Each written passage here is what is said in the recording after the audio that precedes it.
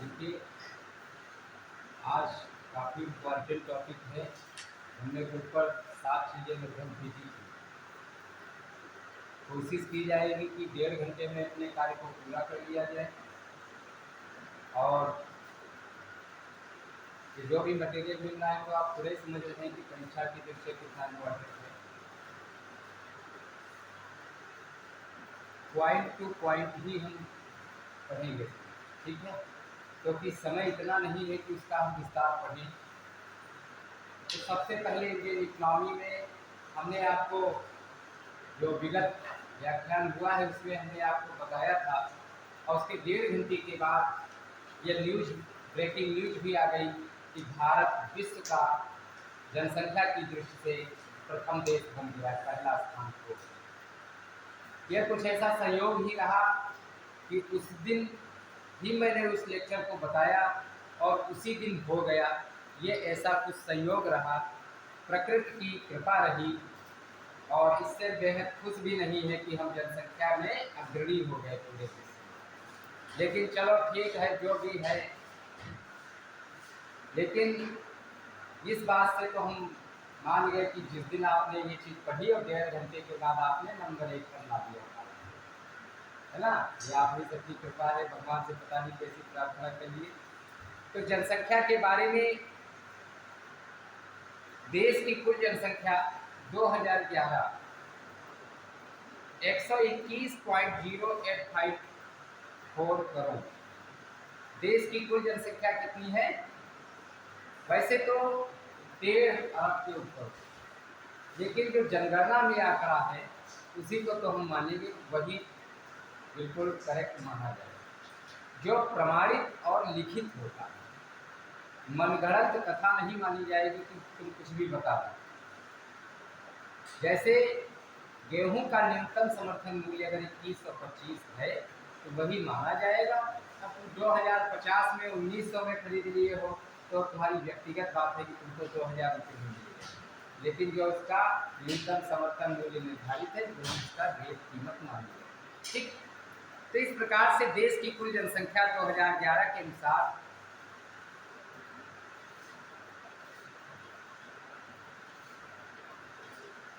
करोड़,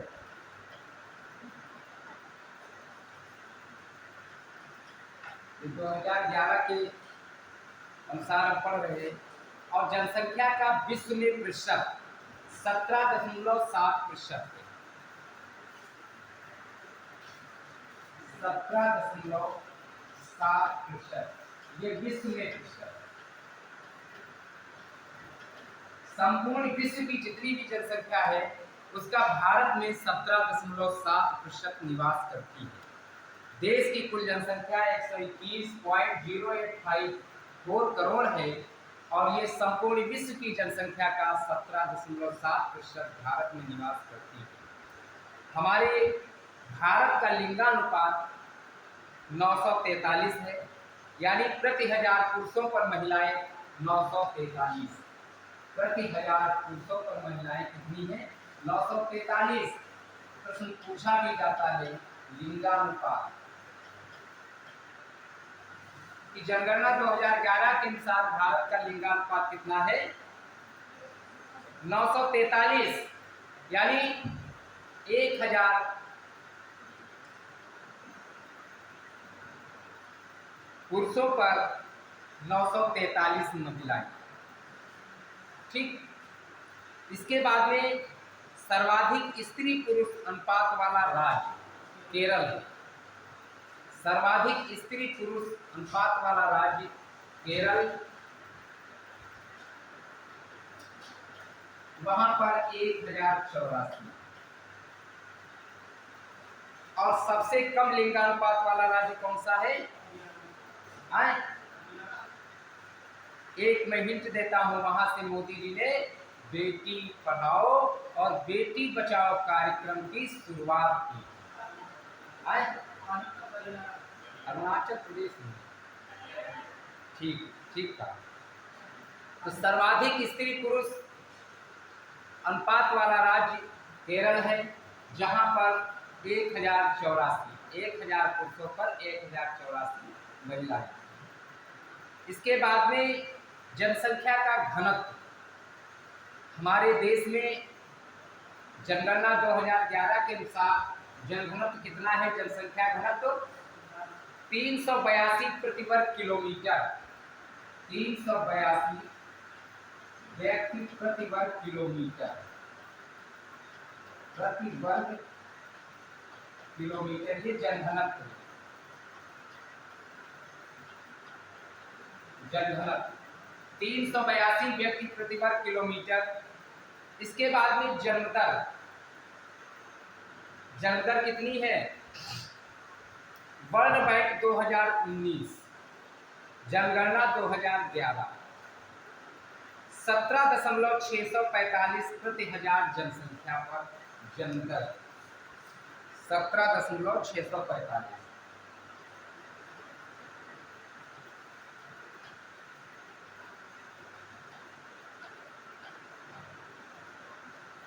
प्रति हजार। प्रति हजार ध्यान रखना, प्रति हजार जनसंख्या पर। और मृत्यु दर 7.265 प्रति हजार जनसंख्या। 7.265 प्रति हजार जनसंख्या मृत्यु दर।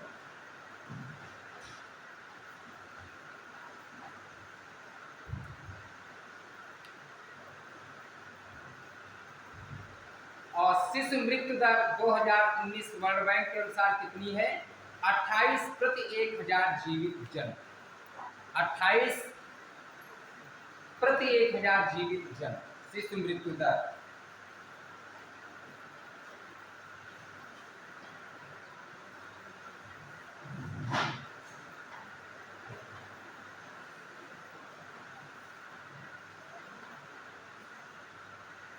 अट्ठाईस प्रति हजार जीवित जन।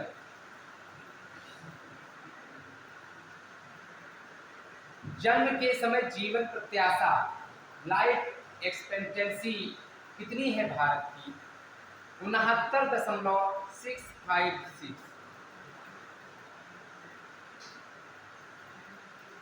69.656 वर्ष जीवन प्रत्याशा।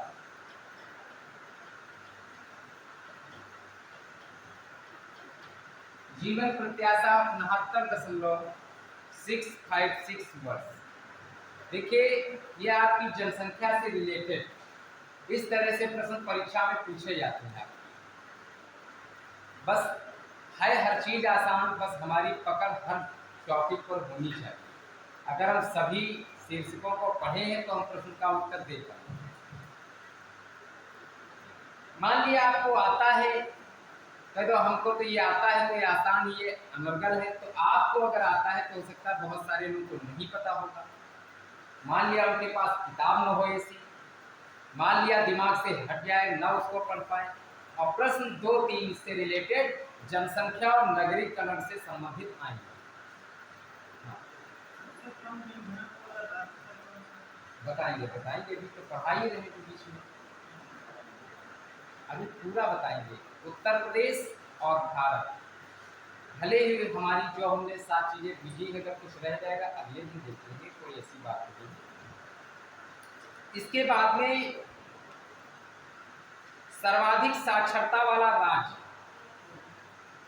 अगर मालूम है कोई बात नहीं, अगर नहीं पता तो आप नोट करें। सर्वाधिक साक्षरता वाला राज्य जनगणना 2011 के अनुसार केरल है, जहां का साक्षरता प्रतिशत 94% है।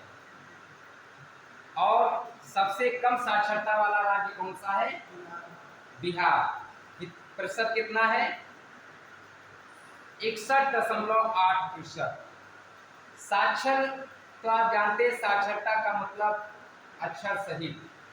कोई जरूरी नहीं कि वहां पर डीलिट और पीएचडी की हो, पढ़ा लिखा हो, वो साक्षरता की श्रेणी में मान लिया जाए। अक्षरों का ज्ञान हो, निरक्षर न।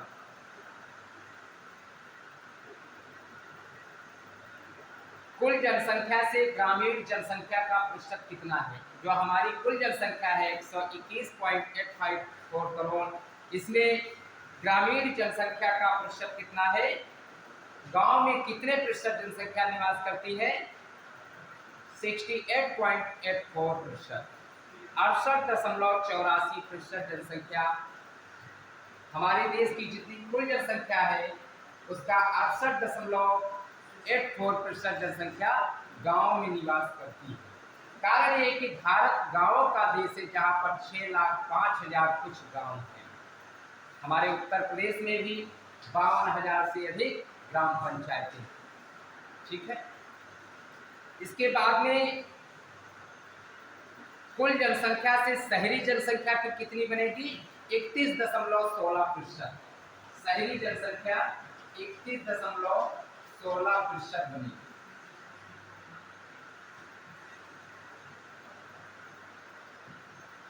और सर्वाधिक शहरी जनसंख्या वाला राज्य कौन सा है? गोवा। सर्वाधिक शहरी जनसंख्या वाला राज्य गोवा है, 62.17%। लिख रही हो? ठीक है, 62.17%। देखिए, Indian economy at a glance, important चीज है। आप उत्तर प्रदेश का पीसीएस परीक्षा देंगे तो उत्तर प्रदेश का जनघनत्व पूछेगा, देश का भी पूछ सकता है। लगभग 1-2 सवाल तो आ ही सकते हैं, तो इसलिए पढ़ना जरूरी है और रिवीजन भी होता रहे आपका। और सर्वाधिक जनसंख्या वृद्धि वाला राज्य मेघालय है, 27.9% की दर से जनसंख्या की वृद्धि। और सर्वाधिक जनसंख्या वाला राज्य कौन सा है? उत्तर प्रदेश। भारत में सर्वाधिक जनसंख्या वाला राज्य उत्तर प्रदेश है, जहां की जनसंख्या 19.98 करोड़। 19.98 करोड़। ये जनगणना 2011 के अनुसार है। और न्यूनतम जनसंख्या वाला राज्य सिक्किम। न्यूनतम जनसंख्या वाला राज्य सिक्किम है, जहां पर 6.11 लाख जनसंख्या है। और सर्वाधिक जनघनत्व वाला राज्य बिहार है, जिसकी अभी आप बात कर रहे थे, वो बिहार है। सर्वाधिक जनघनत्व वाला राज्य बिहार है। और न्यूनतम जनघनत्व वाला राज्य अरुणाचल प्रदेश है, जहाँ पर सबसे कम जनघनत्व है। कितना है? 17। वहाँ आंकड़ा भी लिख लीजिए, 17। और बिहार में 1106। और जनघनत्व, जनसंख्या, साक्षरता, ये हमने शुरुआती दौर में जब हम पढ़ा रहे थे आपको, इसलिए मैंने आपको इसकी पूरी परिभाषा इत्यादि बताई थी। तो बहुतायत विद्यार्थियों को भी ये समस्या आ ही जाती, क्योंकि हमें भी 4 महीना हो गया, इतना तो अनुभव हो ही गया आपके बीच में कि लग रहा है कि पूरा लेक्चर मेथड में ही है ना। तो अब हम समय भी परीक्षा का निकट आ गया, तो अब वो तो बता ही चुके, बार बार एक चीज़ को रिपीट करना भी गलत है। तो इसलिए आपको मान लिया ये आंकड़े पूछ दिया, बात है ये तो है नहीं, मेंस तो है नहीं कि आपसे पूछेगा जनगणना से आप क्या समझते हैं। ये पूछेगा कि भारत का जनघनत्व कितना है और सर्वाधिक जनघनत्व वाला राज्य कौन सा है, न्यूनतम जनघनत्व वाला राज्य कौन सा है। तो ये जानकारी जरूर होनी चाहिए। ठीक है, इसलिए आप लिखते भी जाइए, याद भी करते जाइए साथ साथ। तो न्यूनतम जनघनत्व वाला राज्य अरुणाचल प्रदेश है, जहाँ पर 17 है। और इसके बाद में क्षेत्रफल की जब मैं बात करता हूँ, उत्तर प्रदेश की भी मैं बात करूंगा, तो हमारे देश का क्षेत्रफल कितना है? 32.8763 लाख वर्ग किलोमीटर, इतना क्षेत्रफल। अब हम ये नहीं कहेंगे कि जनसंख्या की दृष्टि से हमारे देश का स्थान दूसरा है, कहेंगे? क्योंकि हमने आपको जब बुधवार को पढ़ाया और 1 घंटे के बाद बिग ब्रेकिंग न्यूज भी आ गई, उसी दिन मैंने आपको लिखाया और पढ़ाया कि जनसंख्या की दृष्टि से भारत 2023 में पहला स्थान कवर कर लेगा। तो उस जिस डेट में मैंने पढ़ाया उसी डेट में ही पहला स्थान भारत का हो गया। लेकिन ये कोई बहुत ही सराहनीय बात नहीं है। जो ज्यादा था वो अपने को कम कर, इस पर हम सभी शिक्षित वर्ग को ध्यान देने की आवश्यकता है। कारण ये कि हमारे पास क्षेत्रफल तो 32.87263 वर्ग किलोमीटर ही तो है, इसके बाहर तुम जाएंगे नहीं। आज देखते हैं कि शहरों में छतें भी बिक रही, फ्लैट बिक रहे, छतें बिक रही हैं। क्या हम आप चाहते छतें खरीदना, छतें बिके कि कहीं एक ईंट भी नहीं ठोक सकते कि ऊपर वाला भी ठोकने लगेगा। स्थिति ये है, क्यों?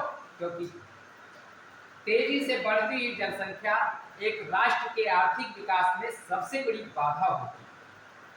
तो इसको रोकने की सख्त आवश्यकता होती है। इसके बारे में आपके भारत सरकार और उत्तर प्रदेश सरकार की बहुत सारी योजनाएं संचालित हैं। अभी उन पर भी हम चर्चा करेंगे, योजनाओं के बारे में,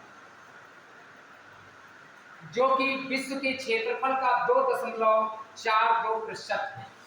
ये जो 32.8763 लाख वर्ग किलोमीटर इसका क्षेत्रफल है, वो संपूर्ण विश्व के क्षेत्रफल का 2.42% है।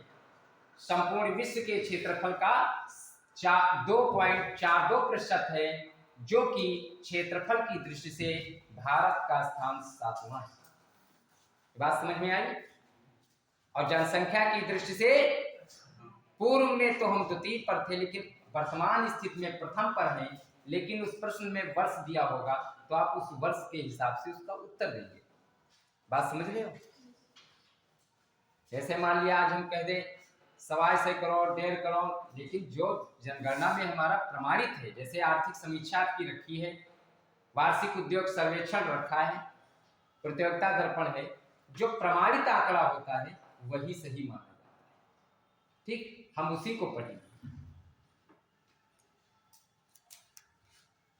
और इसके बाद में क्षेत्रफल की दृष्टि से सबसे छोटा राज्य कौन सा है? गोवा है। और क्षेत्रफल की दृष्टि से सबसे बड़ा राज्य गुजरात है, राजस्थान है। और देखिए बहुत सारी चीजें इसमें हम इसलिए छोड़ दिए हैं क्योंकि जो मेरे इकोनॉमिक्स का पॉइंट है वो मैं इसलिए बता रहा हूँ, तो ज्यादा इकोनॉमिक्स, बाकी आप भूगोल पढ़ रहे है ना, तो अब हम अगर ज्यादा उसमें जाते हैं तो भूगोल में पहुंच जाएंगे। तो जो हमारे इकोनॉमिक्स के बिंदु हैं उनको हम अवश्य बताएं, ऐसा हमारा प्रयास है। इसके बाद में अब उत्तर प्रदेश के बारे में आप बात करेंगे। ये बताइए,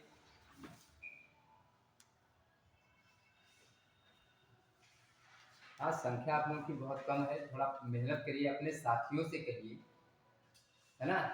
मान लिया क्लासेस चल रही है, छुट्टी है, तो छुट्टी आप लोगों की थोड़ी ना होती, छुट्टी बच्चों की होती जो कक्षा 5-8 तक पढ़ते हैं। आप तो दूसरों की छुट्टी करने वाले हैं, है ना। तो अपनी संख्या अपने साथियों को बताइए, आप आए हैं तो उनको भी मोटिवेशन मिले कि हाँ हम आए हैं, पढ़िए, मेहनत करिए, क्योंकि बिना परिश्रम के कुछ मिलने वाला नहीं। हमने बताया है आपको कि परिश्रम के पसीने में ही सफलता की मिठास छिपी है। पंखा ना चले कोई बात नहीं, एसी ना चले, और जब नहीं चलेगा तभी हम सफल होंगे। आराम से बैठे तो आराम से थोड़ी कुछ मिलता है।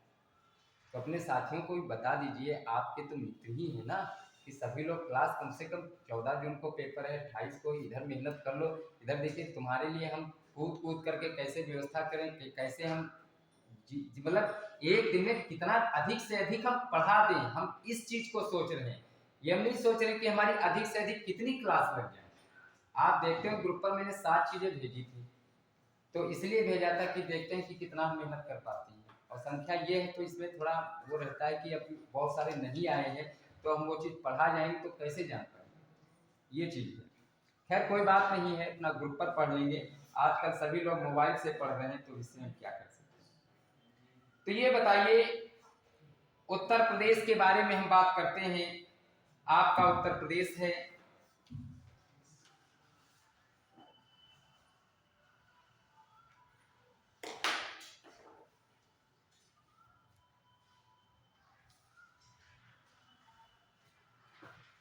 उत्तर प्रदेश की कुल जनसंख्या 19.98।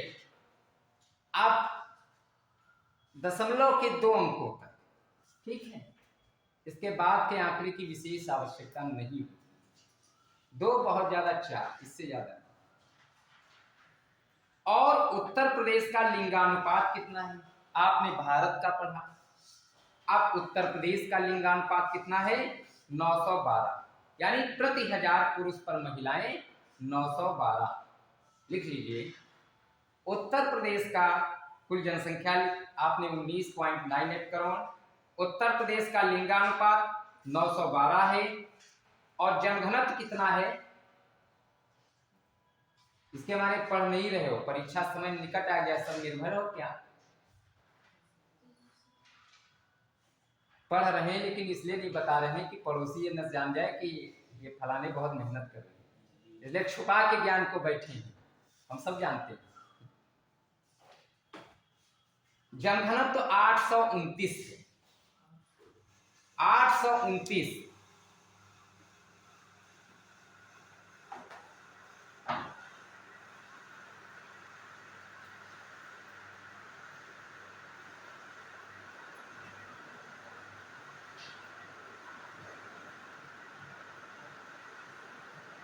तो उत्तर प्रदेश जनगणना 2011 कुल जनसंख्या 19.98,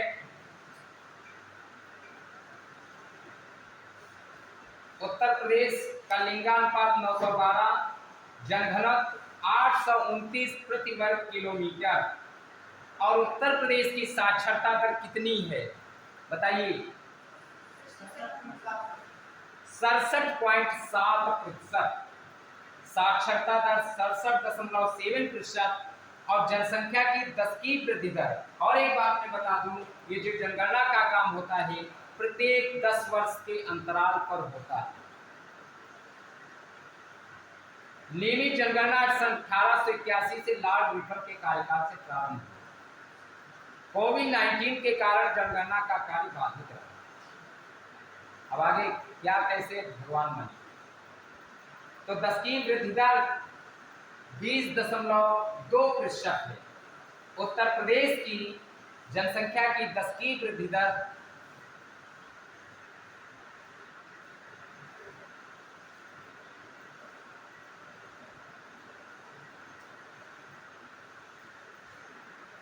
12।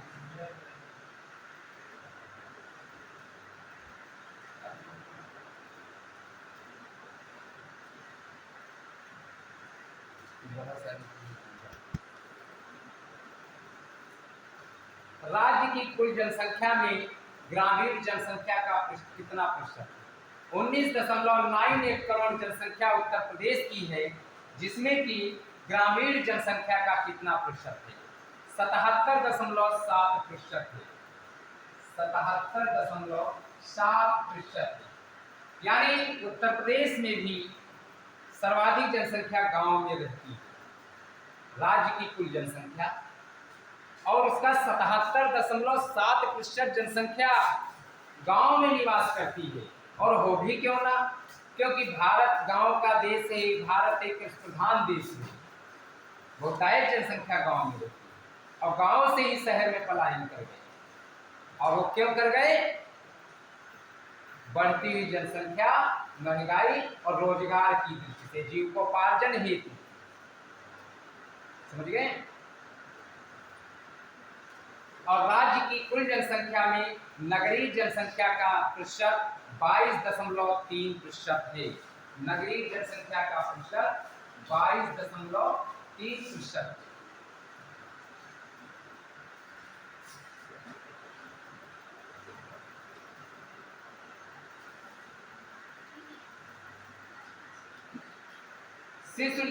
शिशु लिंगानुपात, यानी प्रति 1000 बालकों पर कितनी बालिकाएं हैं? 902। शिशु लिंगानुपात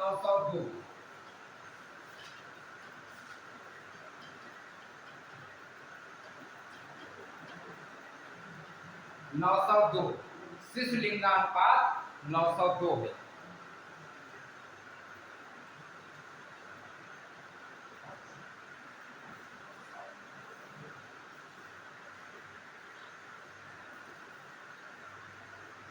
इसके बाद में सर्वाधिक उत्तर प्रदेश में सर्वाधिक साक्षरता दर वाला जिला गौतम बुद्ध नगर है। आप शॉर्ट में लिख लें, सर्वाधिक साक्षरता गौतम बुद्ध नगर, जीबी नगर।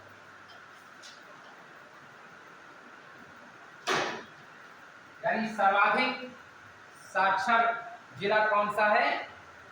गौतम बुद्ध नगर। और ऐसा कौन सा जिला है जहां पर कम साक्षरता हो? श्रावस्ती। श्रावस्ती ये किस लिए विख्यात है? हाँ, सही कह रहे हो, सही कह रहे हो, हिचकिए मत, सही राह पकड़ रहे हो। जब राह सही हो तो वहां पर बिल्कुल हिचकना नहीं चाहिए चलने। सही कह रहे हो। श्रावस्ती एक धार्मिक स्थल है। तो सबसे कम साक्षरता दर वाला जिला श्रावस्ती है। और इसके बाद में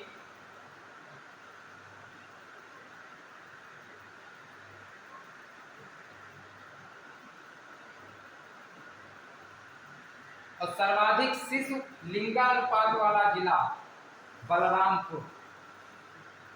सर्वाधिक शिशु लिंगानुपात वाला जिला बलरामपुर। और न्यूनतम बागपत है। बागपत एक किधर है? पश्चिम में।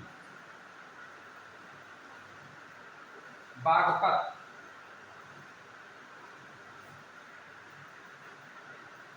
और सर्वाधिक जनघनत्व वाला जिला गाजियाबाद। गाजियाबाद दिल्ली की सीमा से सटा हुआ जिला गाजियाबाद। और न्यूनतम जनघनत्व ललितपुर। न्यूनतम जनघनत्व वाला जिला ललितपुर है।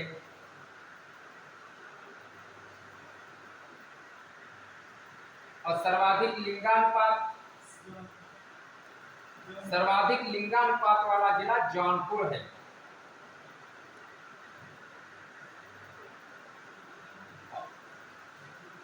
और सबसे कम जनसंख्या किस जिले में है?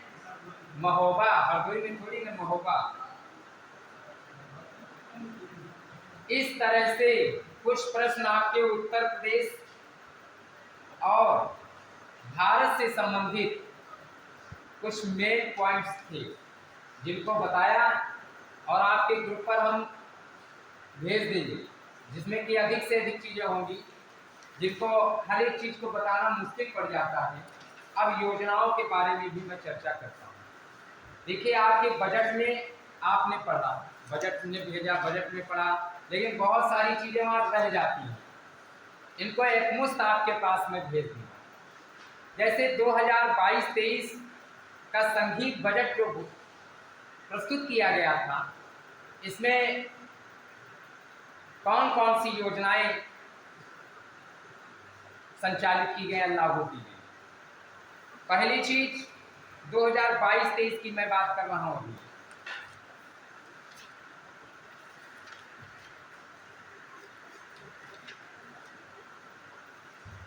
One class one TV channel कार्यक्रम।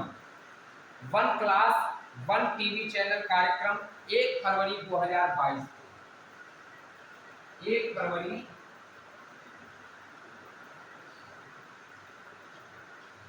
2022 को।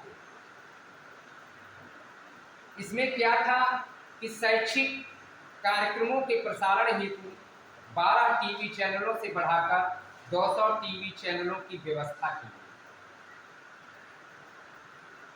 1 फरवरी 2022 से one class one TV channel कार्यक्रम शैक्षिक कार्यक्रमों के प्रसारण हेतु। अब ऐसी व्यवस्था सरकार ने क्यों की? आपने देखा कि कोविड-19 महामारी से संपूर्ण विश्व त्रासदी में संलग्न था।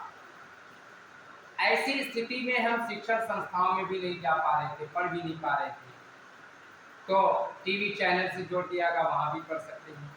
बहुत सारी और चैनल हैं पढ़ने के लिए। ऑनलाइन क्लासेस की भी व्यवस्था की गई। आज जिन स्कूलों में नहीं व्यवस्था थी, धीरे धीरे अपनी संस्था में कुछ एक कमरे डिजिटल भी बनाने लगे कि अगर कोई ऐसी आवश्यकता पड़ जाए तो वहाँ कुछ काम कर सकें आदमी, है ना। तो ये बात। इसके बाद में एक स्टेशन एक उत्पाद योजना, एक स्टेशन एक उत्पाद योजना।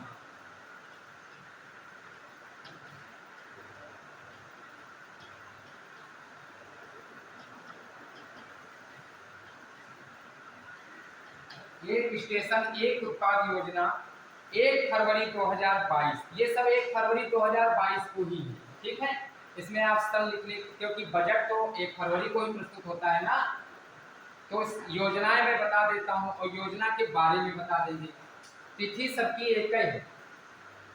तो एक स्टेशन एक उत्पाद योजना, इसमें क्या था कि भारतीय रेल के स्टेशनों पर उस क्षेत्र के प्रमुख स्थानीय उत्पादों की बिक्री पटल स्थापित कर स्थानीय उत्पादों के बेचने को बढ़ाने की योजना। कि मान लिया आपका सीतापुर है, एक उत्पाद एक स्टेशन, तो सीतापुर में कोई भी चीज़ मशहूर होगी वहाँ पर वो चीज़ बेची जाए, बेचने की योजना कि उसके विपणन को बढ़ाना है, कि वो चीज उसकी बिक्री बढ़े, है ना।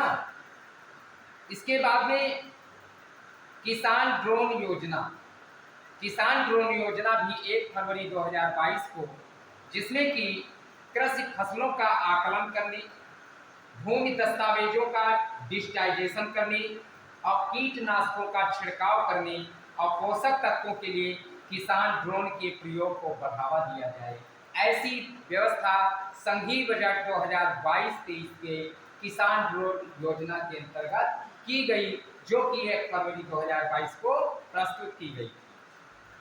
इसके पश्चात वाइब्रेंट विलेज कार्यक्रम, वाइब्रेंट विलेज कार्यक्रम जो कि 1 फरवरी 2022, जिसमें कि देश की उत्तरीय सीमा के सीमावर्ती गांव जहां की जनसंख्या बहुत ही छिटपुट है, में कनेक्टिविटी सुधार, बुनियादी सुविधाओं के विकास हेतु एक पहल।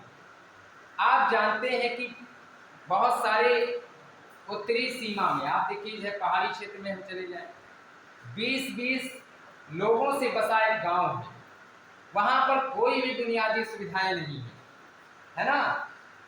यहाँ पर आप बहुत सारी चीजें खरीद लेते हैं, जो मन करता वो ले लेते हो, वहां पर कोई तरह ठेले थोड़ी लगे हैं, जो बुनियादी सुविधा है बिजली पानी वो तक भी नहीं मिल पाता है।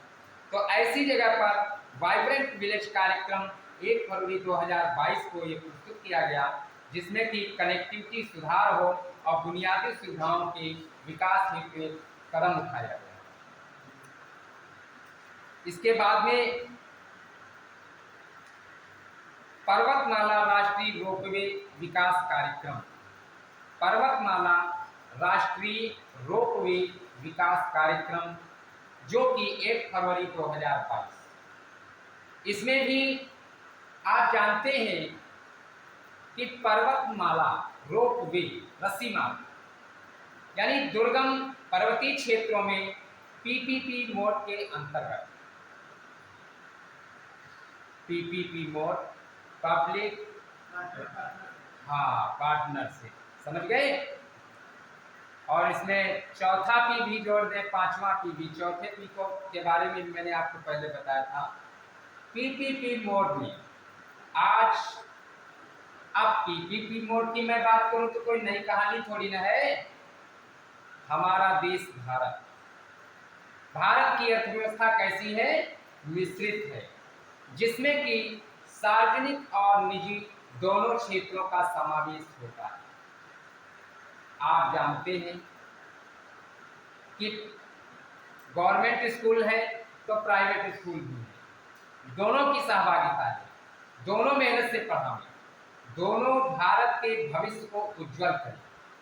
इसीलिए पीपीपी मोड, कि जिसमें कि ये कोई न कह पाए कि सब प्राइवेटाइजेशन ही हो गया, पब्लिक में कुछ नहीं है, पब्लिक में है तो प्राइवेट में है, सब खुश हो गए। तो इसलिए दुर्गम पर्वतीय क्षेत्रों में पीपीपी मोड के अंतर्गत राष्ट्रीय रोपवे विकास कार्यक्रम द्वारा कनेक्टिविटी में सुधार लाना तथा पर्यटन को बढ़ावा देने के लिए क्योंकि आप देखते हैं जैसे आप केदारनाथ गए, बद्रीनाथ गए, जम्मू कश्मीर वैष्णो देवी गए या अन्य बहुत सारे ऐसे धार्मिक स्थल हैं जहाँ पर जाने में आप देखते हैं बहुत कठिनाई है। चंडी देवी, मनसा देवी, मान लिया आप तो जवान आदमी चढ़ गए, कोई नहीं जा पा रहा है तो किराया पड़ा, अपना 2 मिनट में पहुँच गए।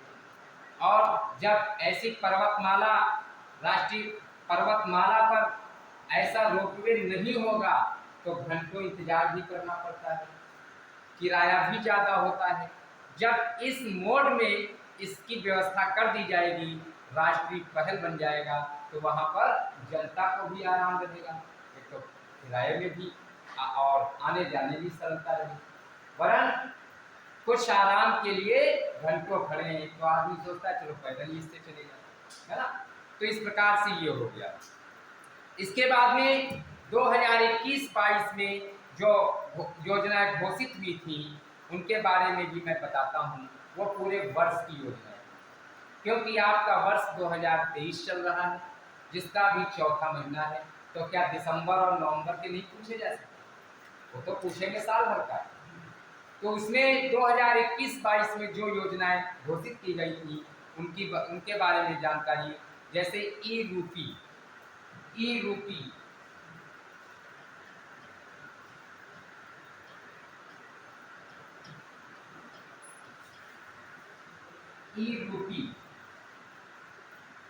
अब ये ई रूपी क्या है? 2 अगस्त 2021 को 2 अगस्त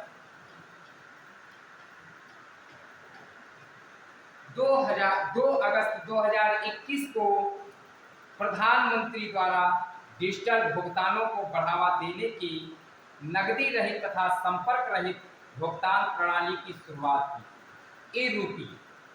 ई रूपी में क्या है कि डिजिटल भुगतानों को बढ़ावा दें और संपर्क रहित भुगतान प्रणाली हो, कि जिसमें कि संपर्क भी ना हो। ऐसा क्यों किया गया? कोविड-19 के दौर में आप देखते हैं बैंक इत्यादि में कितनी समस्या थी कि पैसा नहीं छूते थे, और बात भी सही है, नहीं भी छूना चाहिए, क्योंकि मुद्रा के बारे में कहा भी गया कि मुद्रा एक अच्छा सेवक है किंतु बुरा स्वामिनी भी है। वो जितनी अच्छी सेवा भी करता है वो उतना खराब। और प्रोफेसर सीएन वकील में भी क्या क्या कहा है? मुद्रा एक डकैत के समान। आप पूछो गुरु जी ये क्यों कह रहे हो? तो इसकी विस्तृत व्याख्या मुद्रा और बैंकिंग जब मैं पढ़ाऊंगा उसमें थोड़ी सी कर दूंगा, है भी। अपने घर में तुम बता दो आप इतने इतने रखे हैं तो क्या बच पाएंगे? डकैत है ना। तो ये प्रोफेसर सीएन वकील बहुत बड़े अर्थशास्त्री, उन्होंने गलत बात थोड़ी नहीं कही है, वो सही लिखे थे। हम आप पढ़ते हैं, डॉक्टर एम एल सेठ की किताब में आप पढ़िए, है ना, डॉक्टर एस के सिंह की किताब राजस्व, उसमें देखिए। आखिर हम भी पढ़े तो बताए, तो इसको आप बिल्कुल सत्य है कि आप मानिए। इसके बाद में सुजलाम अभियान, सुजलाम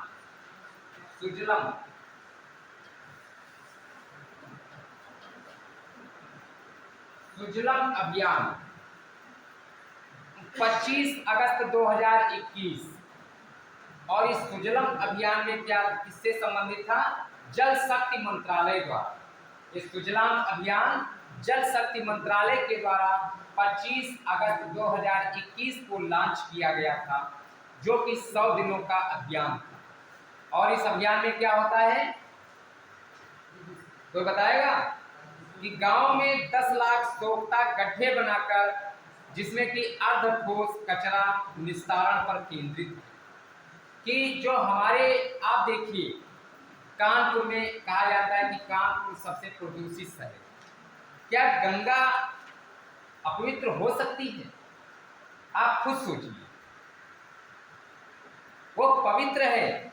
आप चाहे जितना अपवित्र करें वो अपवित्र हो ही नहीं सकती। कानपुर में आप देखिए क्यों ऐसा हुआ। कानपुर उत्तर भारत का मैनचेस्टर कहा जाता है। वहां पर 10 से अधिक सूती मिलें थे। उत्तर भारत का मैनचेस्टर शायद आपका जन्म हुआ ही होगा और नाम सुना होगा लाल इमली। लाल इमली का कपड़ा, ये कानपुर की फैक्ट्री थी, विश्व विख्यात फैक्ट्री थी, जो आपके घर में पापा और बाबा हैं वो अवश्य जानते हो। कानपुर को यूं ही नहीं उत्तर भारत का मैनचेस्टर कहते थे, कानपुर तो उत्तर भारत की सूती वस्त्रों की राजधानी भी कह सकते हैं। 10 से अधिक सूती वस्त्र की मिली थी, लाल इमली जैसी कपड़ा मिली थी। अब इतने कल कारखाने और बहुत छोटे छोटे उद्योग धंधे, कानपुर के बारे में कहा भी जाता था गुजर बसर करना हो तो कानपुर चले, वहाँ काम मिल ही जाएगा। इतने उद्योग धंधे हैं, आज भी हैं। अब उद्योग धंधों का अवशिष्ट पदार्थ ये कहाँ जाएगा?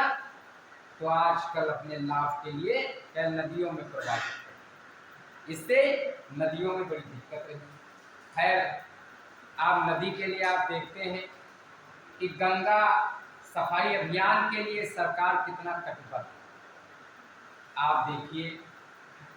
और ऋषिकेश, हरिद्वार, इतना बढ़िया जल कि वहाँ ऐसे सीधे पियो, यहाँ मिल ही नहीं पाएगा, इतना शुद्ध जल। जल में कभी कीड़े नहीं पड़ते ना, तो आप सोचिए कितना शुद्ध जल। तो ये तो रही बात गंगा की। तो जल शक्ति मंत्रालय के द्वारा 25 अगस्त 2021 को सुजलाम अभियान प्रारंभ किया गया, जिसमें यही था कि गांव में 10 लाख सोख्ता गड्ढे बनाकर ठोस एवं अर्ध ठोस कचरा निस्तारित कर दे, कि इधर उधर ना फेंके, गंदगी ना मचाए।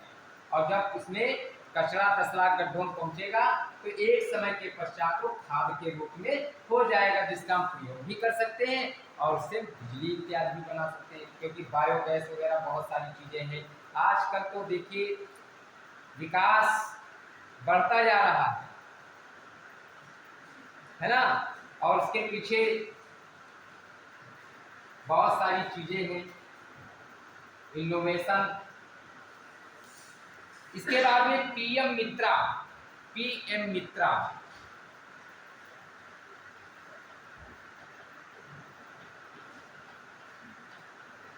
पीएम मित्रा, पीएम मित्रा 6 अक्टूबर 2021 6 अक्टूबर 2021 को पीएम मित्रा योजना लॉन्च की गई, जिसमें देश में 7 मेगा टेक्सटाइल पार्क स्थापित करने की योजना रखी गई।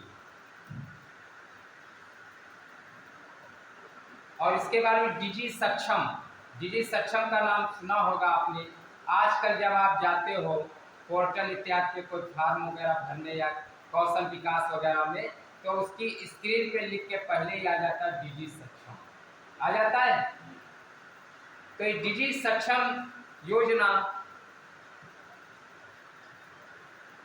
और ये भारत सरकार की युवाओं के लिए एक महत्वाकांक्षी योजना है, जिस पर भारत सरकार को भी गर्व है और युवाओं को भी गर्व होना चाहिए कि सरकार ने हमारे लिए ऐसी योजना लॉन्च की। डिजी सक्षम 30 सितंबर 2021 को लॉन्च की गई, जिसमें युवाओं में कौशल वृद्धि करके उनकी रोजगारनीयता को बढ़ाने का एक डिजिटल कौशल विकास कार्यक्रम, जो कि डिजी सक्षम के नाम से जाना जाता है। आप जानते हैं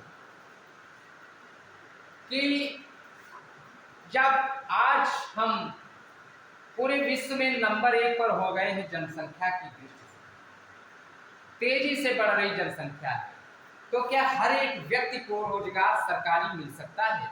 आप खुद सोचिए, हर एक व्यक्ति को, हर एक घर को रोजगार नहीं मिल सकता है। आपने भी फॉर्म अप्लाई किया, उत्तर प्रदेश पीसीएस का परीक्षा होने वाला है, और आप खुद जानते हैं कि प्रांतीय परीक्षा है, प्रांतीय सेवा, इसमें कितनी वैकेंसीज हैं? पहले थी, कुछ बढ़ी, फिर कितनी हुई, वो आंकड़ा मैं क्या बताऊं, आप जानते हैं। तो आप सोचिए, जबकि अब कितने प्रतिभागी, कई लाख होंगे। और सेंसियर कितने होंगे? सेंसियर तो 50,000 के करीब होंगे, इससे ज़्यादा नहीं होते। संख्या तो जो ग्रेजुएट हैं वो फॉर्म तो डाल ही देते हैं, परीक्षा दे आए, फीस कम होती क्योंकि आयोग का है, लेकिन सेंसियर विद्यार्थी कम ही होती। अगर थोड़ा सा भी सेंसियर हो गया प्री में तो प्रीलिम निकल जाता है। ऐसी बात नहीं है, मेहनत करेंगे आराम से निकल जाता है। तो डिजी सक्षम जो है युवाओं में कौशल वृद्धि करने के लिए आप देखते हैं कि भारत सरकार, उत्तर प्रदेश की सरकार के द्वारा रोजगार मेला लगाया जाता है। जैसे जनगणना का काम होता है तो डेटा को कलेक्शन करते हैं, तो आप गए कौशल मिशन में, आपका डेटा के लिए कोर्स है ना, डेटा के लिए भी कोर्स होता है। हम तो इकोनॉमिक्स के लिए है ना, हमने खुद 4-5 कोर्स किए हैं कि क्या क्या कहाँ में आवश्यकता पड़ जाए। हम गए कहीं नहीं है वो अलग बात है, लेकिन मैंने इस कोर्स को इसलिए किया है क्योंकि हम तो इकोनॉमिक्स फील्ड के हैं, क्या क्या कहाँ में जरूरत पड़ जाए, और चाहे तो रोजगार की भी व्यवस्था है। और जब आप उसके माध्यम से किए हैं तो रोजगार पंजीयन कार्यालय तो होता है ना, आप रजिस्ट्रेशन करा दिए, रोजगार मेला लगता है, 10, 15, 20 हज़ार की नौकरी भी मिलती है। तो भाई बताओ कोई गलत है योजना?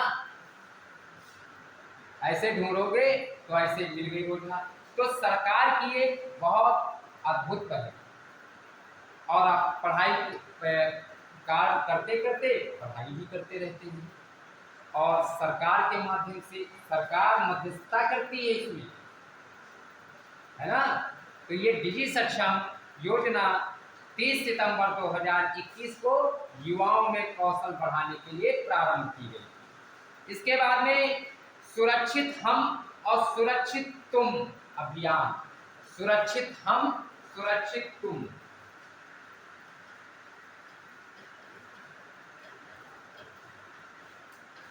और सुरक्षित तुम, सुरक्षित हम सुरक्षित तुम अभियान। इसका क्या तात्पर्य है कि नीति आयोग तथा पीरामल फाउंडेशन के द्वारा 112 आकांक्षी जिलों में कोविड-19 संक्रमण की रोकथाम में सहायता देने का एक कार्यक्रम था। सुरक्षित हम सुरक्षित तुम क्या है? 112 आकांक्षी जिलों में कोविड-19 संक्रमण की रोकथाम के लिए था कि तुम भी सुरक्षित रहो, हम भी सुरक्षित रहें। यह कोविड-19 की रोकथाम से संबंधित है। इसके बाद में Ayushman Bharat digital mission, Ayushman Bharat digital mission,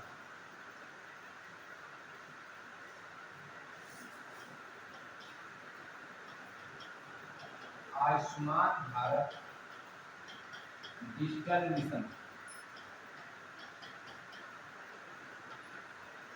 Ayushman Bharat digital mission, इसमें क्या है?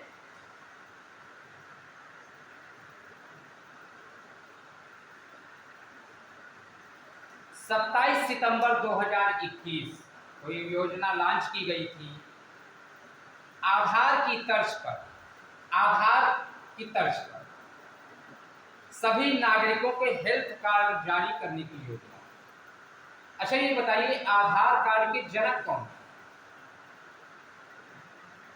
जब आधार की बात आ गई तो हमने चला भाई पूछ भी लिया जाए। नंदन नीलेकणी का नाम सुना होगा, ठीक है। बस अब इतना बीच में आ गया, सब मैंने बता दिया, अपने दिमाग में रख ले, फिर आगे बात पर अगली आ जाए। नहीं तो फिर नंदन नीलेकणी पर पढ़ाई होने लगी है ना, क्योंकि जितना खोदोगे उतना ही अच्छा पानी फिर निकलेगा, है ना। तो आयुष्मान भारत डिजिटल मिशन 27 सितंबर 2021 को आधार की तर्ज पर सभी नागरिकों को हेल्थ कार्ड जारी करने की योजना थी। क्योंकि बहुत अभी मैं खैर चलो रास्ते की बात अब नहीं बताऊंगा, लेकिन ये बात जरूर बताऊंगा कि ये कोई जरूरी नहीं है कि सभी के पास खूब पैसा हो और अपोलो हॉस्पिटल में इलाज कराता है। हमारे देश में इलाज के अभाव में बहुत सारी जनसंख्या चली जाती है। मान लिया किसी के पास पैसा है, किसी के पास नहीं भी है, तो उसके लिए सरकार व्यवस्था करती है। सरकार के कुछ चिन्हित हॉस्पिटल हैं जहां पर उस कार्ड के माध्यम से उनका निःशुल्क इलाज होता है। समझ गए? जैसे यहाँ हिंद अस्पताल में भी होता है। इसके बाद में प्रधानमंत्री आयुष्मान भारत स्वास्थ्य अधोरचना मिशन, प्रधानमंत्री आयुष्मान भारत स्वास्थ्य अधोरचना मिशन, जो कि 25 अक्टूबर 2021 को देश में स्वास्थ्य क्षेत्र में अधोरचना का सृजन और विकास के लिए, क्योंकि अभी बहुत सारी चीज़ों में आप अस्पतालों में जाएं, कहीं कोई मशीन नहीं है, कहीं बिल्डिंग का वो छत गिर रही है, कहीं पानी गिर रहा, बहुत व्यवस्था दिक्कत में है ना, कहीं एक्सरे की मशीन नहीं है। और जैसे यहाँ साफ सफाई व्यवस्था, कानून में जाओ तो लोग बिल्कुल मुँह बंद करके जाते हैं दवा लेने। तो ऐसी कंडीशन जब बन जाती है, ऐसी कंडीशन को दूर करने के लिए प्रधानमंत्री आयुष्मान भारत स्वास्थ्य अधोरचना मिशन 25 अक्टूबर 2021 को लागू किया गया। इसके बाद में प्रधानमंत्री गरीब कल्याण अन्न योजना 3.0, प्रधानमंत्री गरीब कल्याण अन्न योजना 2021-22 की मैं बात कर रहा हूँ, पुनः लागू किया था। और प्रधानमंत्री गरीब कल्याण तो पहले से भी, जब कोविड-19 आया था, प्रत्येक परिवार को, प्रत्येक व्यक्ति को 5 किलो राशन निःशुल्क, महीने में तो 2 बार देते, है ना, क्योंकि कमाई बंद, लोग घरों में कैद, तो प्रधानमंत्री जी ने अपने गरीब कल्याण कोष से सभी को अन्न की व्यवस्था। तो प्रधानमंत्री गरीब कल्याण अन्न योजना 3.0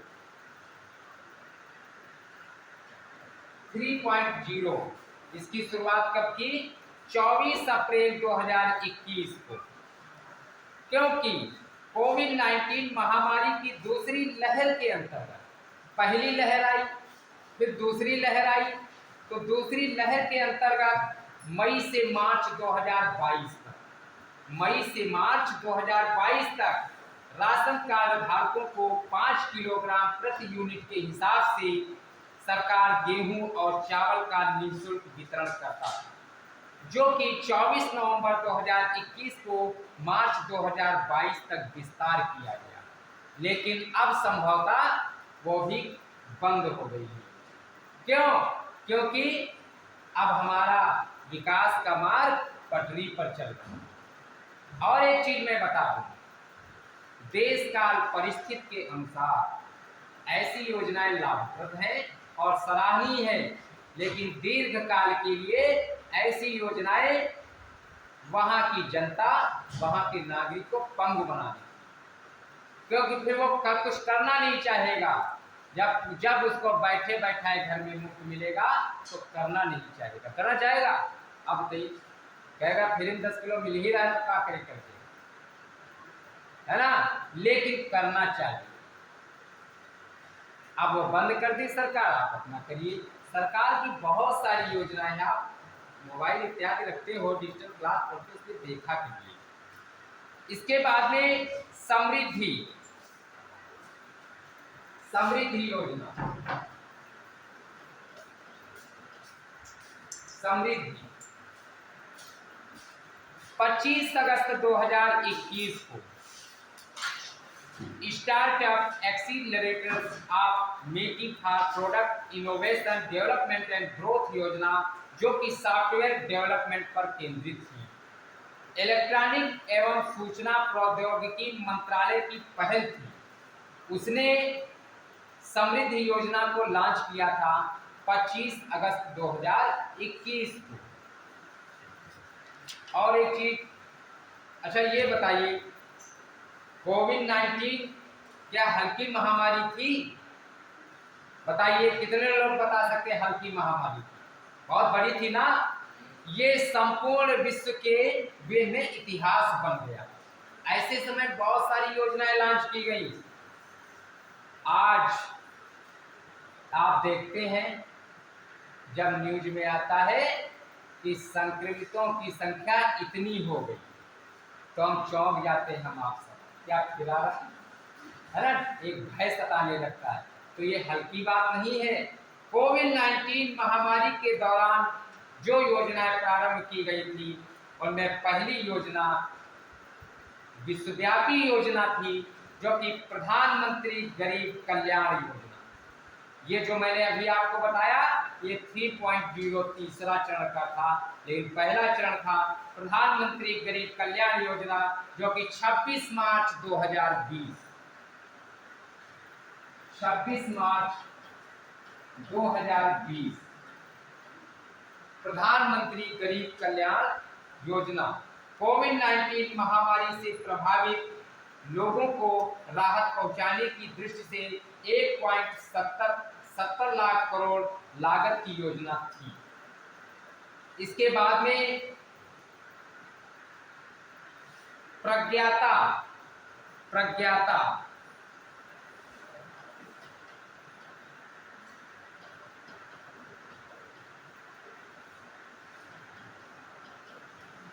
प्रज्ञाता योजना। अब ये प्रज्ञाता 14 जुलाई 2020 14 जुलाई 2020 ये प्रज्ञाता योजना में क्या था? डिजिटल एजुकेशन की दिशा निर्देशन योजना, जो कि आज आप तो बैठे हो। कारण ये है, बहुत सारे घर के विद्यार्थी बहुत परेशान किए थे कि हम स्कूल जाएंगे, पढ़ने जाएंगे, है ना, क्योंकि भैया कोरोना चल रहा था तो बंद कर दिया गया। वो परेशान के स्कूल खोलो, और जब खुलता है तो वो जाते नहीं पढ़ने। तो सरकार ने भी भाई संज्ञान में लिया। तो प्रज्ञाता योजना 14 जुलाई 2020 को, जो कि डिजिटल एजुकेशन की दिशा निर्देश योजना थी, जिसमें plan review, arrange, guide job, top assign track, appreciate, यानी डिजिटल एजुकेशन के दिशा निर्देशन में थी प्रज्ञाता योजना, जो कि 14 जुलाई 2020। इसके बाद में पीएम जय सेहत योजना। पीएम का मतलब प्राइम मिनिस्टर से है।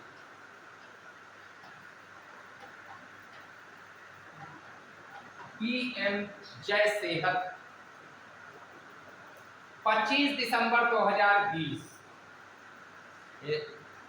25 दिसंबर 2020 को इसे लॉन्च किया गया, जो कि प्रधानमंत्री जन आरोग्य योजना सेहत जम्मू कश्मीर केंद्र शासित क्षेत्र के सभी लोगों के लिए पीएम जय सेहत।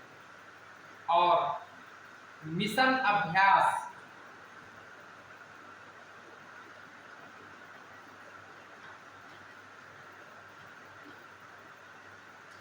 मिशन अभ्यास 1 जुलाई 2020 को।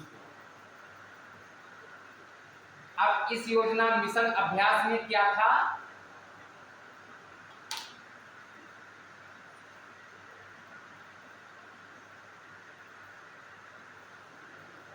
मिशन अभ्यास में क्या था?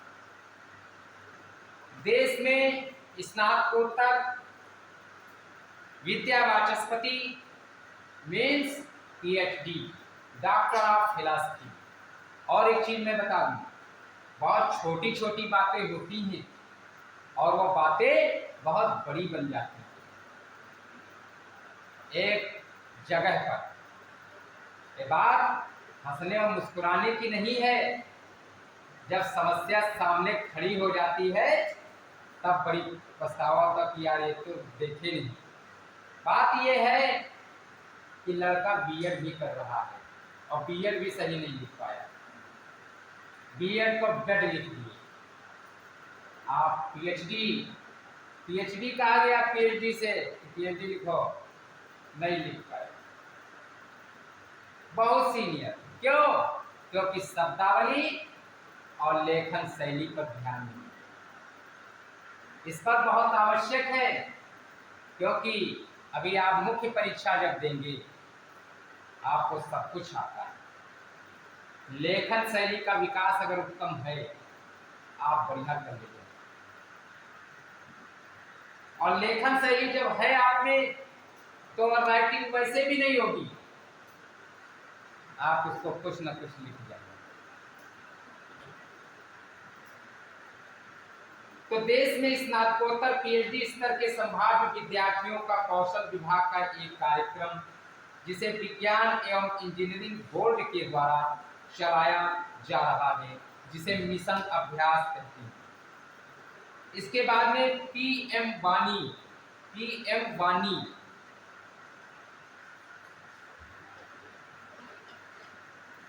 पीएम वानी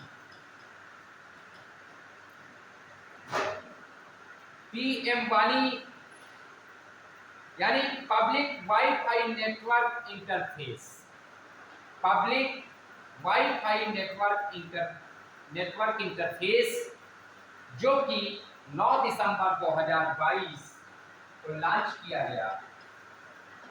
9 दिसंबर 2022 को लॉन्च किया गया। और इस योजना में क्या था कि पब्लिक डाटा ऑफिस के माध्यम से सारे देश में वाईफाई सेवाएं उपलब्ध कराई।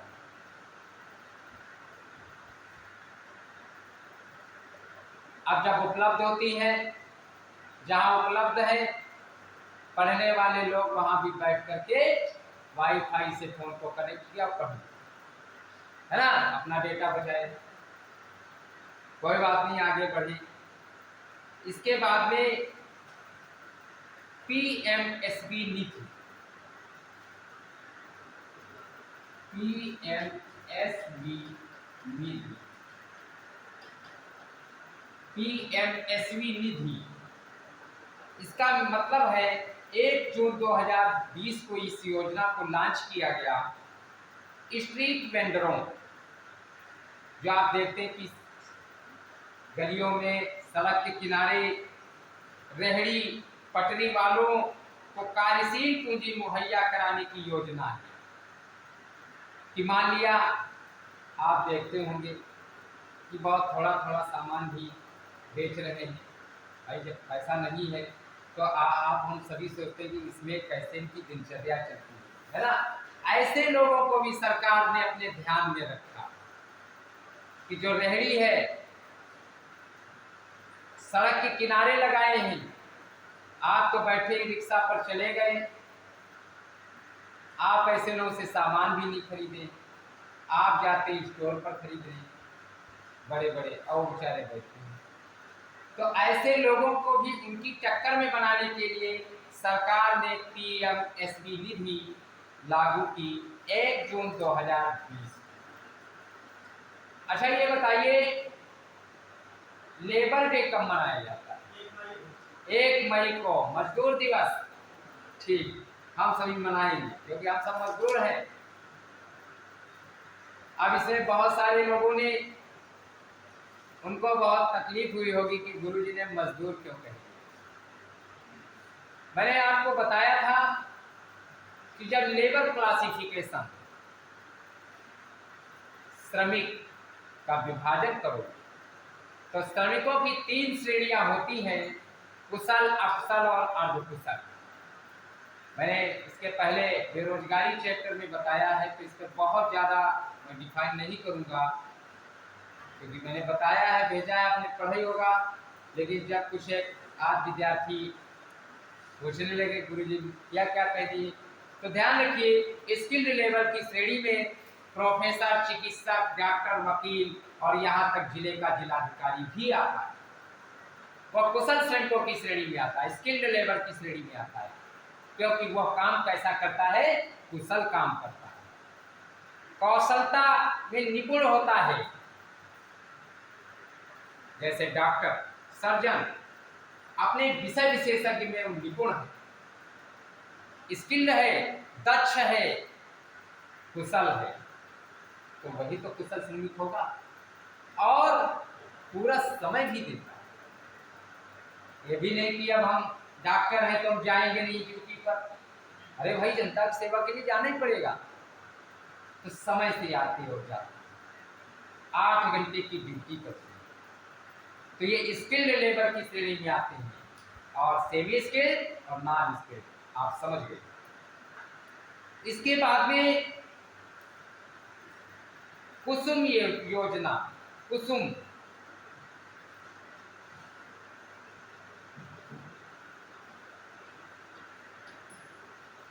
कुसुम कुसुम योजना प्रधानमंत्री किसान ऊर्जा सुरक्षा उत्थान महाभियान योजना 8 मार्च 2019 को लागू की गई। 8 मार्च 2019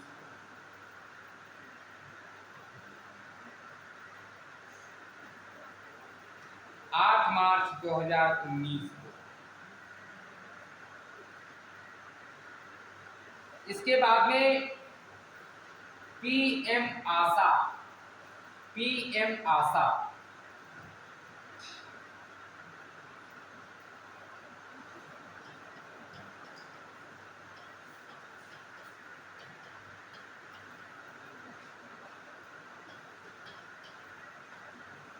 पीएम आशा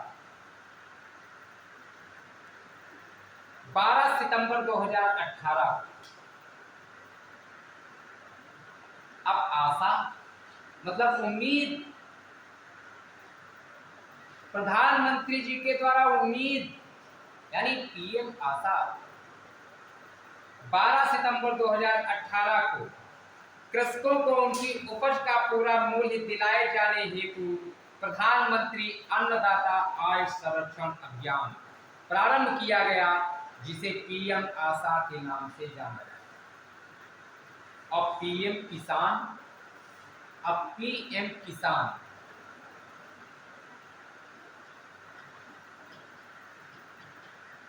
पीएम किसान 1 दिसंबर 2018, 1 दिसंबर को विश्व एड्स दिवस भी मनाते नहीं हैं, होता है। मनाएंगे क्यों? हर चीज में मनाना होगा क्या? यही तो बात है। हाँ, जैसे कि मनाते मनाते थोड़ी नहीं, आप बोलने के पहले सोच ले कि क्या मुझे बोलना है, क्या लिखना है। तो 1 दिसंबर विश्व एड्स दिवस, जागरूकता अभियान ये होते हैं। विश्व स्वास्थ्य दिवस कब? आज कौन सी तारीख है अप्रैल की? 21 अप्रैल को कुछ होता है क्या? क्या सिविल सेवा, सिविल सर्विसेज डे। इसका जनक कौन? लॉर्ड कॉर्नवालिस, है ना। कितने महत्वपूर्ण दिनों में आपकी इकोनॉमिक्स की क्लास होती है। आप उपेक्षा ना करें, अपेक्षा रखें, और जब विश्वास होगा फल तभी मिलता है। डॉक्टर की हर दवा मीठी नहीं होती, जान लें। और कड़वी ही फायदेवर है। नीम बहुत फायदेवर है, 200 बीमारियों को खत्म करती, कड़वी बहुत। इसके बाद में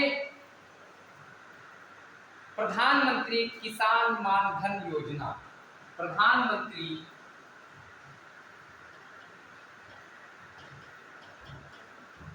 किसान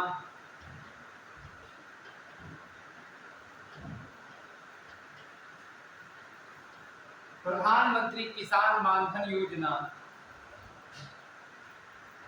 30 मई 2019 को इसको लॉन्च किया गया। 30 मई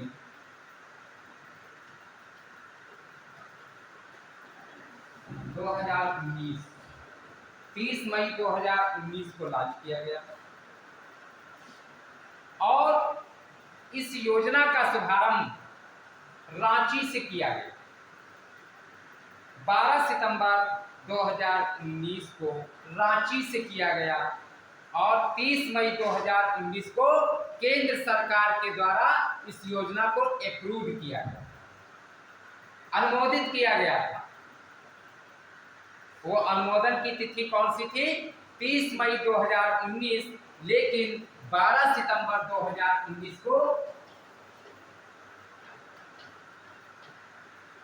को रांची से प्रारंभ किया। ठीक, ये केंद्र सरकार के द्वारा अनुमोदन की,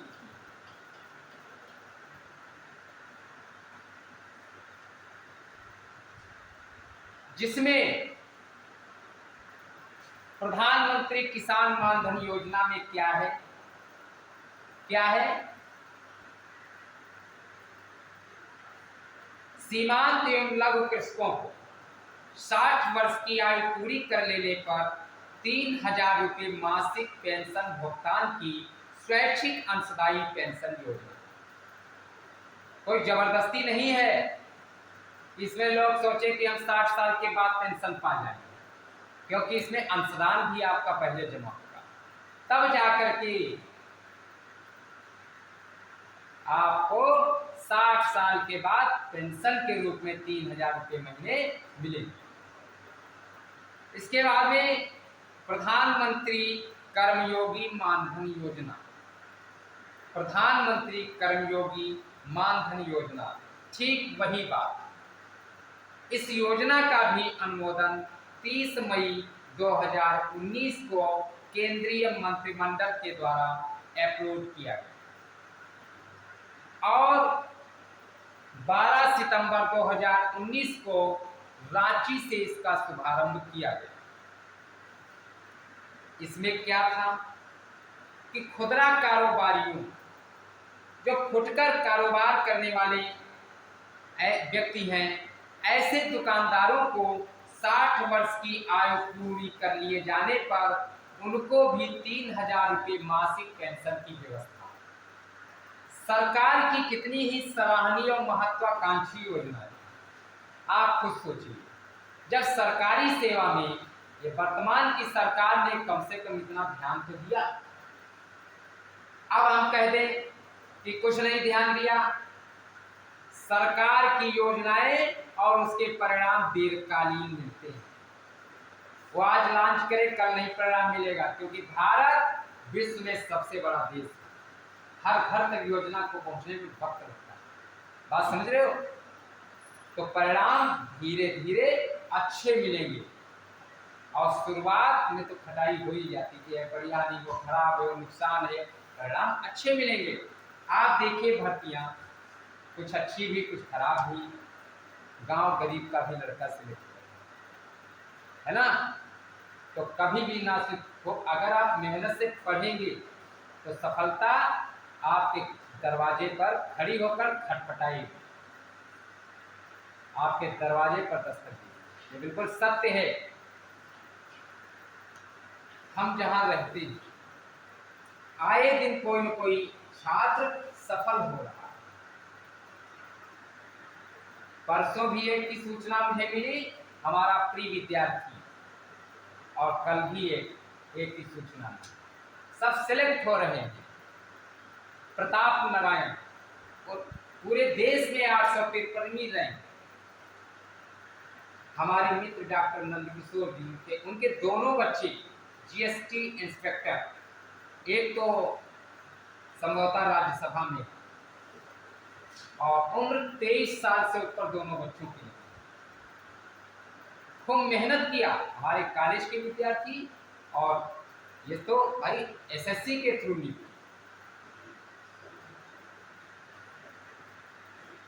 बहुत अच्छा पढ़ने में हमारे मित्र और मेरे कॉलेज के साथ खूब पढ़ते रहे मेहनत से, और 23 साल में सफल।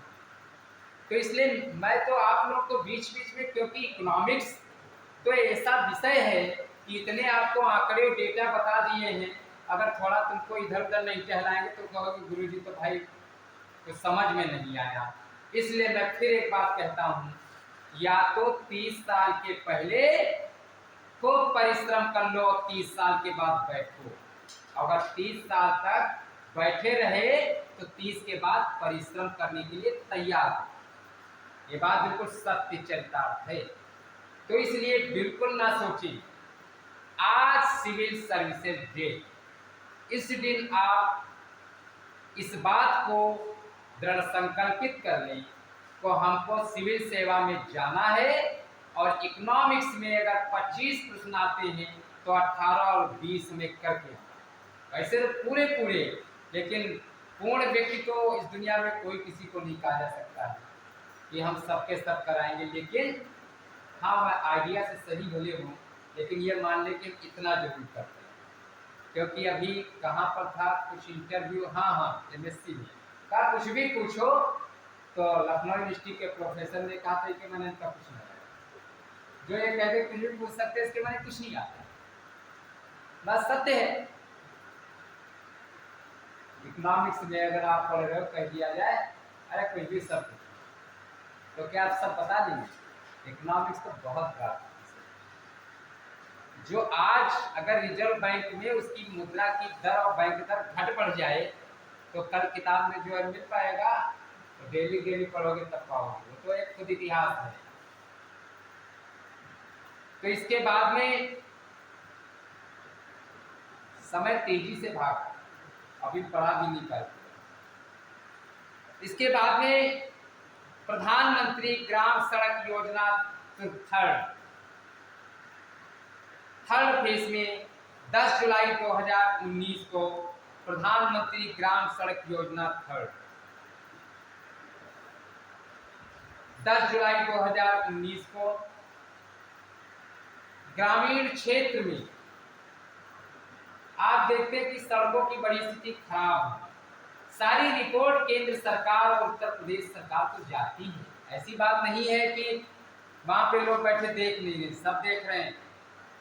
ये भी देखा कि बहुत सारे लोग इलाहाबाद, प्रयागराज, संगम नगरी पढ़ने नहीं जा पाते हैं, तो प्रत्येक जिले में अभ्युदय हो सिविल सर्विसेज कोचिंग, तो आप सभी पढ़ रहे हैं कि नहीं पढ़ रहे हैं? अब इसका लाभ लेना चाहिए। इसके बाद में एक धरोहर गांव लो योजना, एक धरोहर गोद लो। अब इसमें क्या है? एक धरोहर गोद लो यानी कारपोरेट क्षेत्र की कंपनियों को सरकार काम भी लेती है,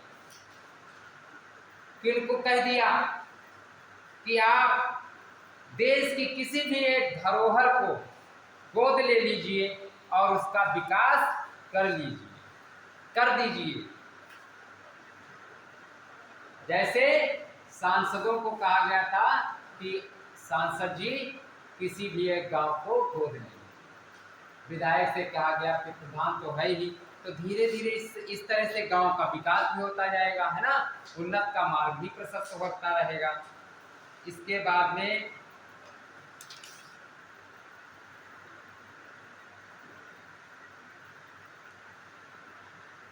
जनधन योजना, ये तो आप लोग जानते होंगे, नहीं जानते? JDY जनधन योजना 28 अगस्त 2014 को, क्योंकि इसके पहले बहुत सारे लोग के बैंक वगैरह में खाते नहीं, तो जनधन योजना 28 अगस्त 2014 को लॉन्च की गई, जिसमें कि सभी परिवारों की बैंक खाता तक पहुंच हो। जनधन योजना, इसका मकसद ही यही था कि सभी परिवारों का बैंक में खाता हो। आपने देखा कोविड-19 के दौरान, अब आप सोचिए सरकार की कितनी दूरदर्शी सोच और नीति थी कि अगर जनधन योजना के माध्यम से बैंकों में खाता नहीं होता, तो जो हमारे मनरेगा के श्रमिक या अन्य बहुत प्रकार के, है ना, श्रमिक थे, उनके खातों पर 1000-1000, 2000 रुपये भेजा भी गया। अगर ये नहीं होता, और उसमें जिनका खाता नहीं, वो कौन से हैं? गरीब आदमी भी था, और उनका निःशुल्क खुलवाया गया, उनके खाते पर पेमेंट गया, तो उससे उनके जीवन की रक्षा हुई। सरकार की दूरदर्शी सोच थी कि सभी की पहुंच बैंक में हो और बैंक के खाते खुले, जो कि 28 अगस्त 2014 को हुई।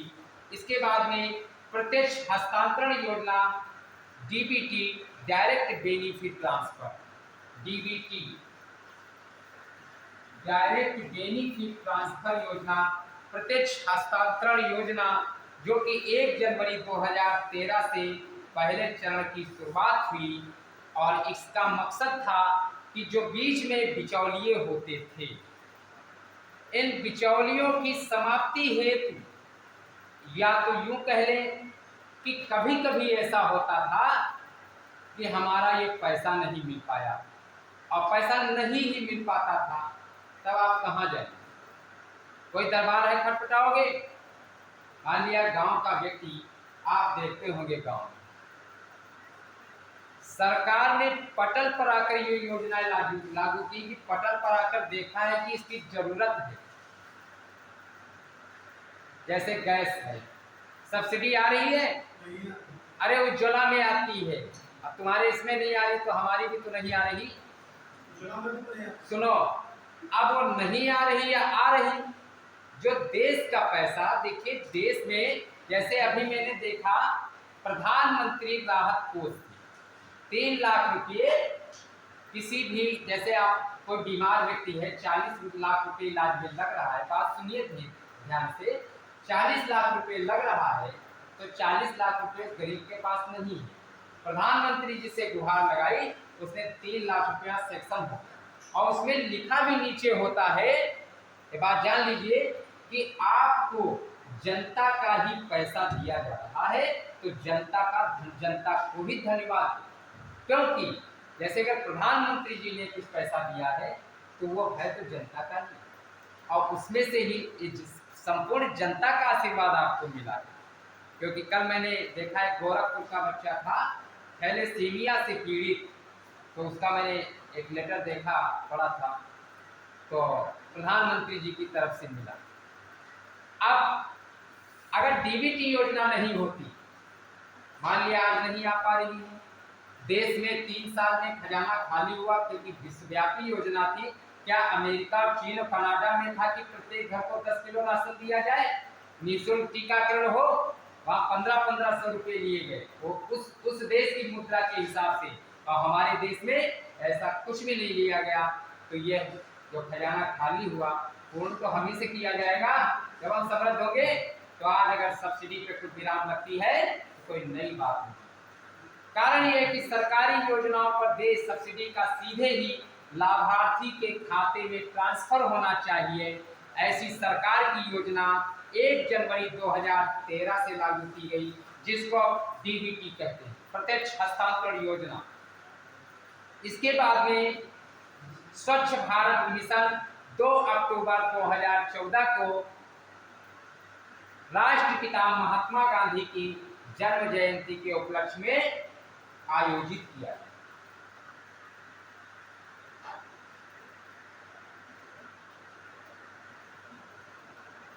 और एक चीज मैं बता दूं,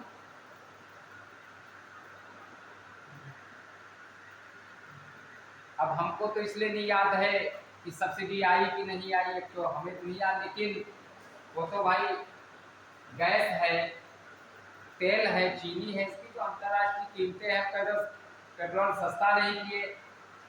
अब वो तो सरकार पर निर्भर है भाई, उसको भी तो चाहिए, भी कोई आपदा महामारी आ जाती है कहाँ से करेगी, है ना। तो 19-20 तो हो ही सकता है, अब कितने गैस है मुझे तो नहीं पता। अच्छा ये बताइए, स्टैंड अप इंडिया 5 अप्रैल 2016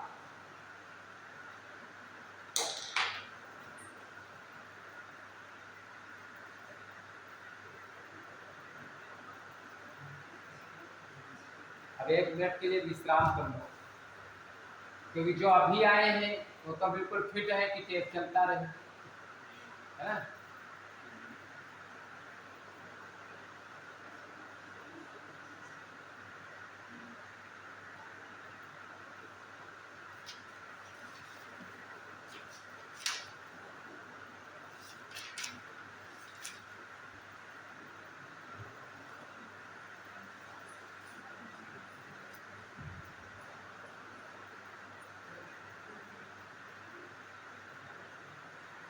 कुछ समझ में आ रहा है आप लोग की?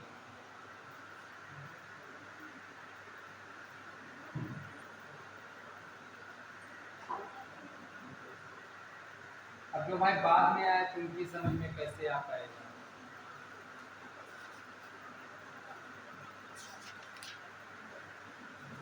अभी क्लास जैसे भी समाप्त होगी, आपने देखा होगा ग्रुप पर मैंने भेजा था, अभी क्लास समाप्त हुई किसके बाद भेजा था, कितने लोगों ने देखा था? देखा था ना?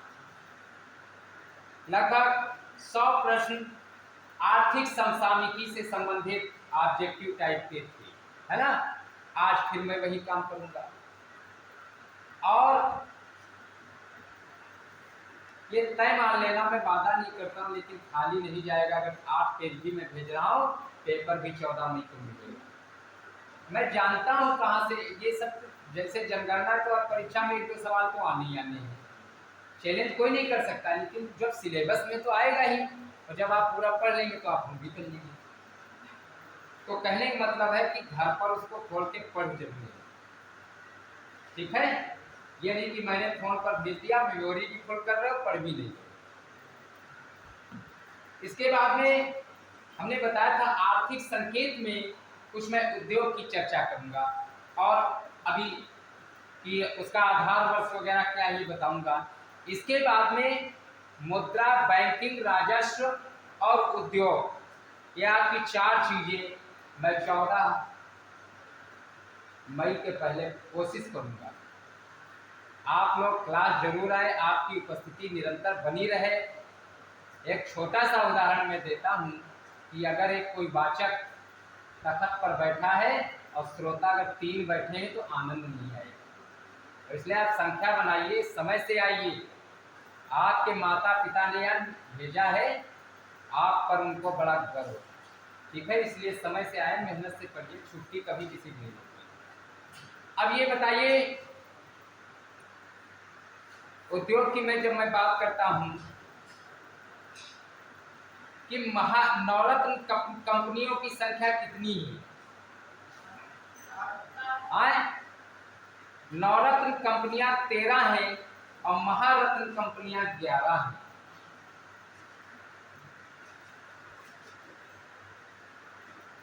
भारत की मुख्य खाद्य फसल कौन सी है?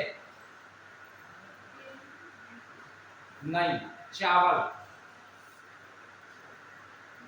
चावल की उपलब्धता लगभग हर जगह हो ही जा रही है ना?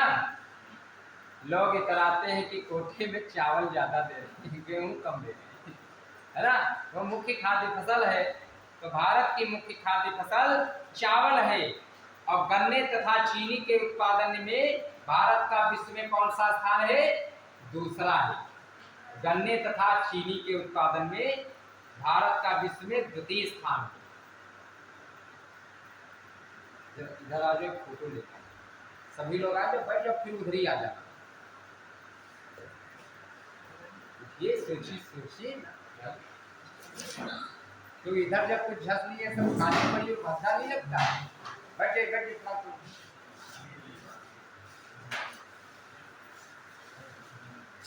तुम्हें तो अच्छा लगता है अलग अलग बैठे 50 कुर्सी, और जो देखेगा उसको खराब लगेगा।